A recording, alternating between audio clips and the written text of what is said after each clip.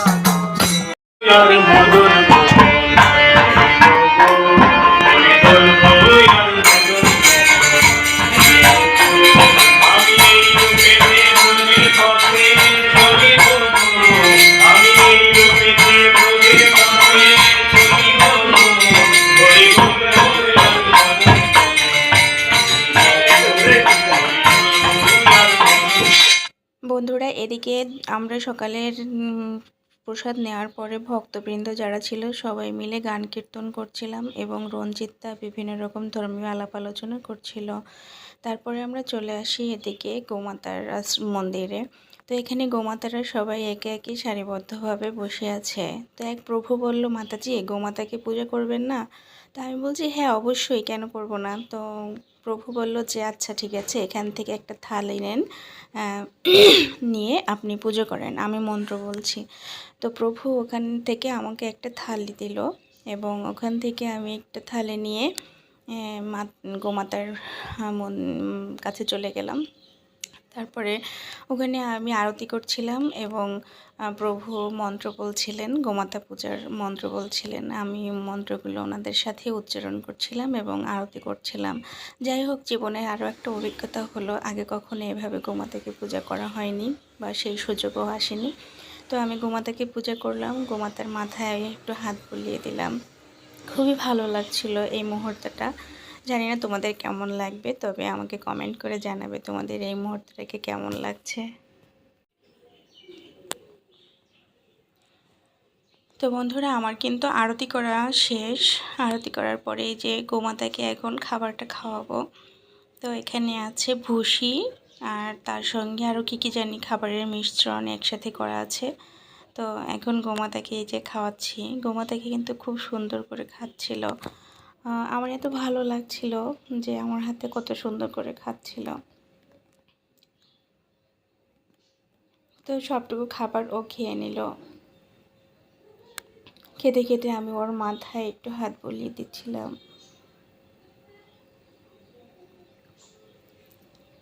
ও সুন্দরভাবে খেয়ে নিল।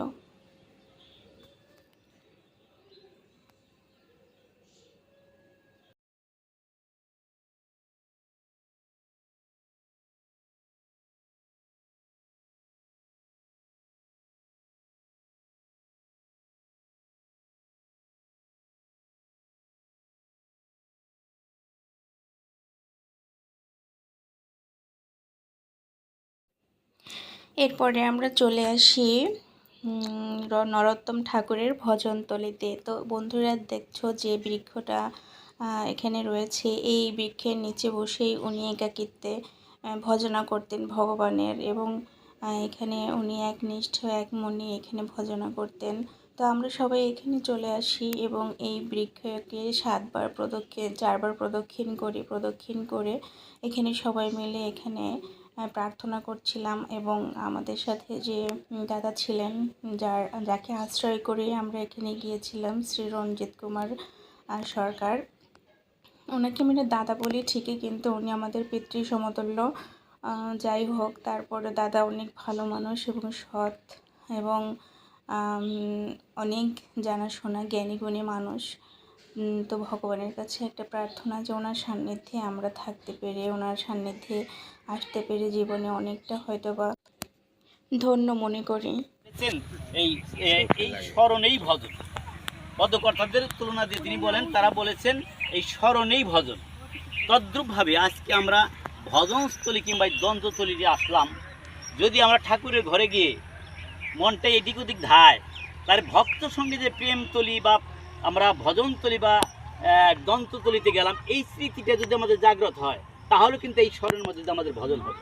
কাজেই এর বিশেষত্বগুলি আমাদের ভক্তমুখে ভালো করে একটু হৃদয়ঙ্গম করা প্রয়োজন, যাতে আমাদের হৃদয়ে দাগ কাটে। যে পর্যন্ত আমাদের হৃদয়ের দাগ না কাটবে, সে পর্যন্ত আমাকে আলোড়িত, উজ্জীবিত, অনুরাগে রঞ্জিত করবে না।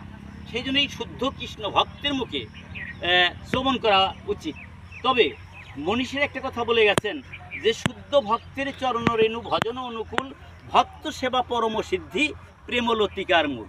এই যে ভজনের যে প্রধান ভজনতলী থেকে আমরা চলে আসি দন্ততলিতে, যেখানে শ্রী নরোত্তম ঠাকুর সকালবেলা ঘুম থেকে উঠে ওখানে দাঁত ব্রাশ করতেন এবং ওইখানে একটা পুকুর ছিলেন, যেখানে দাঁত ব্রাশ করে উনি ওই পুকুরে মুখ ধুয়ে অন্য অন্য কাজে যেতেন।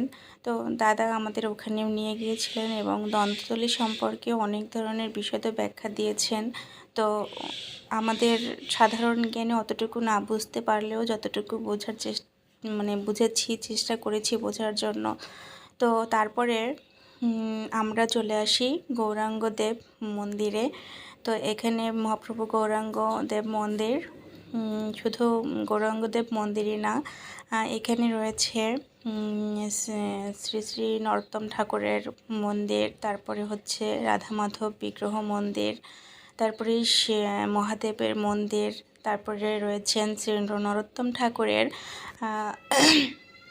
গুরুদেব লোকনাথ গোস্বামীর মন্দির, তারপরে প্রভু জগন্নাথের মন্দির, তারপরে রয়েছে এখানে নারায়ণ মন্দির। তো যাই হোক, এখানে প্রত্যেকটা মন্দির এত সুন্দর লাগছিল আর দেখে মনে হচ্ছিল যে আমরা ভারতের কোনো একটা তীর্থভূমি চলে এসেছি। আর এখানে দেখো বন্ধুরা, একটা বিয়ের গায়ে হলুদের ভিডিও শ্যুট চলছিল। এটা হচ্ছে ইস্কনদের মতে বিয়ে হচ্ছিল। তো এখানে সেই বিয়ে বাড়ির লোকজন ছিল এবং পুরোহিত মশাইও ছিলেন, তারা ভিডিও শ্যুট করছিলেন। তো যাই হোক, আমি ভিডিও করতে করতে ওনারা আমার সামনে চলে আসে। ভালো লাগছিল ওনাদের নিয়ম কালচারগুলো দেখলাম, ইস্কনের মতে বিয়ের রীতিনীতিগুলো কীভাবে হয়। তো বন্ধুরা দেখো, এই যে প্রত্যেকটা মন্দির কিন্তু এভাবে সারি সারিবদ্ধভাবে রয়েছে। ভালো লাগছে, খুবই আন্তরিকভাবেই বলছি, এতটা ভালো লাগছিল সেটা বলে প্রকাশ করতে পারছিলাম না। তো প্রত্যেকটা মন্দির আমরা এখানে প্রণাম করেছি, পরিক্রমা করেছি, 4বার করে পরিক্রমা করেছি এবং ভগবানের কাছে নিজের কিছু আকুল প্রার্থনা নিবেদন করেছি তার কাছে। ভগবানের কাছে একটা প্রার্থনাই করেছি, যাতে ভগবানের প্রতি একটু প্রেম ও ভক্তির উদয় হয় আর নিজেদের মধ্যে যে অসুর প্রবৃত্তিগুলো রয়েছে সেগুলো যেন বিনাশ হয়। তো যাই হোক বন্ধুরা, এই যে আমার মেয়ে উপরে উঠছে, মন্দিরে উঠে ও প্রণাম করবে, তার জন্য ও একে একে সিঁড়িগুলো পাড়িয়ে উপরে উঠছিল। তো আমার মেয়ে মন্দিরে উঠে প্রণাম করে হাঁটাহাঁটি করছিল। তো বন্ধুরা, তোমাদেরকে আমি সবগুলো মন্দির ঘুরিয়ে ঘুরিয়ে দেখাচ্ছি। এখানে হয়েছে এই যে প্রভু জগন্নাথের মন্দির, এই যে মন্দিরগুলো কিন্তু খুব সুন্দরভাবেই করেছে, দেখতে বেশ কিন্তু আসলেও একদম দর্শন দর্শন মানে খুবই সুন্দর, দৃষ্টি আকর্ষণ করে। আর এখানকার পরিবেশটা কিন্তু অন্যরকম, মানে কোনো ঝই ঝামেলা নেই, নীরব একটা পরিবেশ। রাজশাহী অঞ্চলের আবহাওয়াটা একেবারেই উত্তপ্ত গরম। তো বন্ধুরা দেখো, এখানে কিন্তু রথযাত্রার রথ রয়েছে, এই যে রথ হয়তো বা কয়েকদিন পরে রথযাত্রা চলে আসছে, রথ টানা হবে এখান থেকে।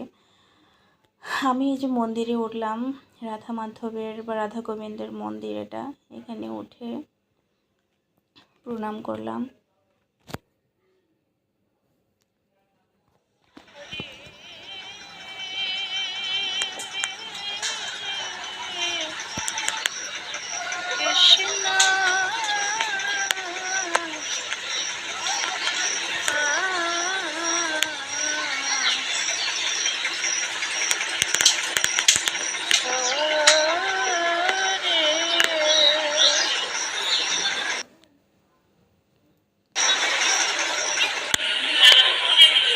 তো বন্ধুরা, আমি প্রত্যেকটা মন্দির কিন্তু উঠে উঠে উপরে প্রণাম করেছি এবং পরিক্রমা করেছি।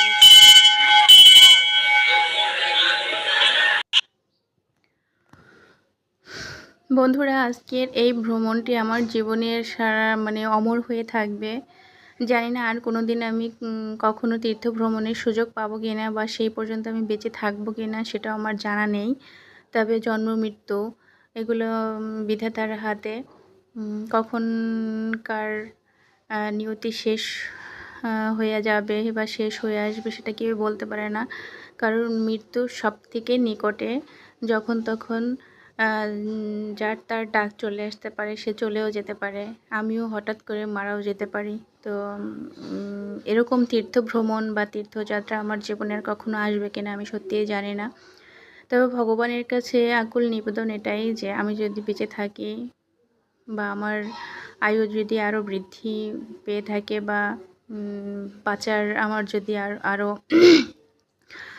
অনেকটা টাইম হাতে পেয়ে থাকি, তাহলে যেন আমি এরকম বারবার তীর্থ ভ্রমণ করতে পারি এবং ভগবানের সুন্দর সুন্দর জায়গায় যেতে পারি, ভগবানকে দর্শন করতে পারি, বিভিন্ন তীর্থ স্থান দর্শন করতে পারি।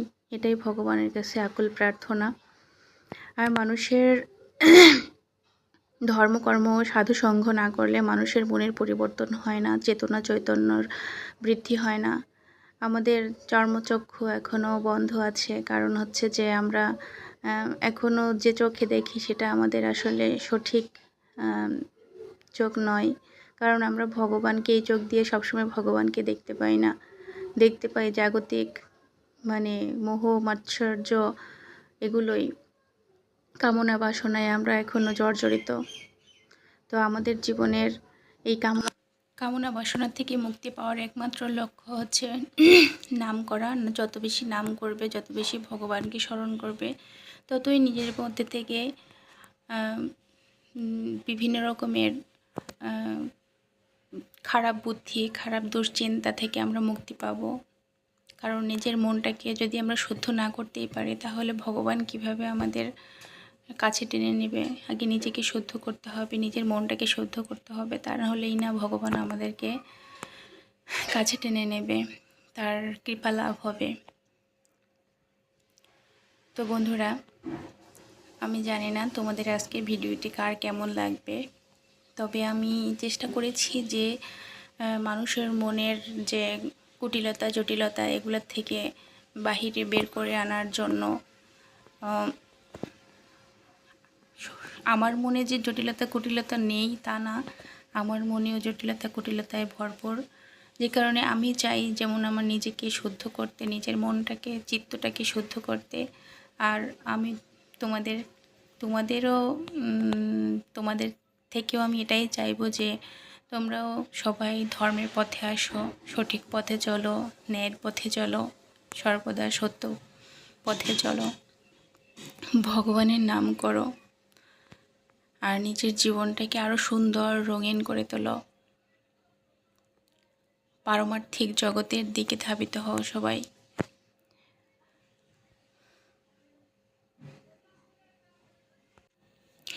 আমি প্রত্যেকটা মন্দিরে উঠেছিলাম, আর মন্দিরগুলো কিন্তু উঁচু উঁচু অবস্থায় ছিল। অনেকগুলো সিঁড়ি পার হয়ে উঠতে হচ্ছিল। আমার শরীরটা অনেকটাই খারাপ ছিল, তারপরেও আমি খুব কষ্ট করে সিঁড়িগুলো পার হয়ে উপরে উঠছিলাম। এবং প্রত্যেকটা মন্দির আমি দর্শন করেছি, ভগবানকে দর্শন করেছি, পরিক্রমা করেছি, প্রণাম করেছি। তো যাই হোক, একটু কষ্ট হলেও আমি যে এই ভগবানের দর্শনটা পেয়েছি, এটাই আমার জীবনের সর্বশ্রেষ্ঠ পাওয়া। আর কি চাই বলো। আর এদিকে আমার মেয়েও কিন্তু আমার দেখাদেখি প্রত্যেকটা মন্দিরে ও উঠেছে এবং ভগবানকে প্রণাম করেছে, ভগবানকে দর্শন করেছে এবং ভগবানকে পরিক্রমা করেছে।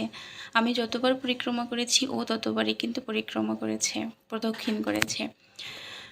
তো আমিও চাই যে আমার মেয়েটা ছোটোবেলা থেকেই ও মানুষ হোক, ধর্মের পথে এগিয়ে যাক, ভগবান ভক্তি ওর বৃদ্ধি পাক, ভগবানের জন্য নিজেকে আত্মনিবেদন করুক। আমি যেটা ছোটোবেলার থেকে সুযোগ পাইনি, যে পথ খুঁজে পাইনি, কিন্তু আমি চাই যে আমার মেয়ে যেন সঠিক পথে হাঁটে, সৎ পথে হাঁটে, ভগবানের পথে হাঁটে।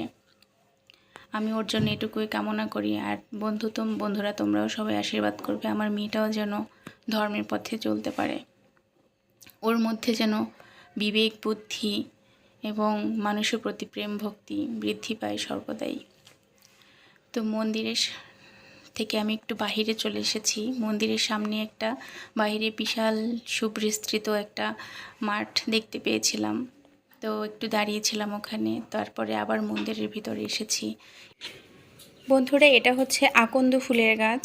এই আকন্দ ফুল দিয়ে কিন্তু মহাদেবের পূজা করা হয়। আমরা যখন চতুর্দশী পালন করি তখন এই আকন্দ ফুল দিয়ে কিন্তু মহাদেবকে পুজো করি, এবং যে কোনো বাসা বাড়িতেও কিন্তু আকন্দ ফুল দিয়ে মহাদেবের পূজা করতে পারো। এদিকে এই যে আমাদের সাথে যে দিদিরা এসেছিল, বা আমরা যে দিদিদের সাথে এসেছিলাম, এই দিদিরা এখানে এই যে অনেক মজা করছে, হাসি ঠাট্টা করছে।